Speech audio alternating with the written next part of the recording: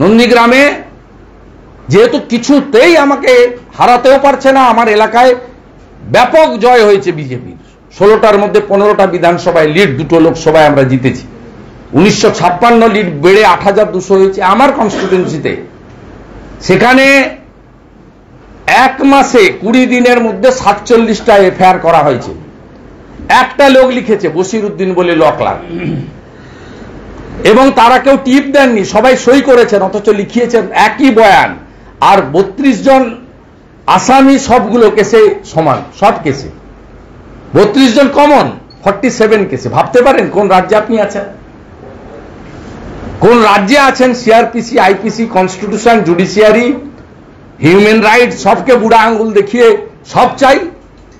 29টাতে শান্তি নেই ওনার, আরো 13টা চাই, 42টাই ওনাকে দিতে হবে, 294টাই ওনার চাই, সবাইকে ওনাকে দখল করতে হবে।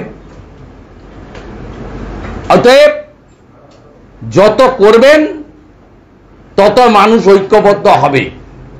পৃথিবীর গণতন্ত্রে, পৃথিবীর ইতিহাসে কোন স্বৈরাচারী শাসক বেশি দিন ধরে টিকে থাকতে পারেনি। প্রদীপ নিবার আগে যেমন দপ করে জ্বলে ওঠে, এই লোকসভা নির্বাচনের ফলাফলের ক্ষেত্রে তৃণমূলের তাই হয়েছে। প্রদীপটা নিববে, তাই নেবার আগে শেষ জ্বলা জ্বলে উঠেছে। অমল দত্ত কেউ নয়, তিনি এত বড় পার্লামেন্টেরিয়ান, তার কোনো মূল্য নেই।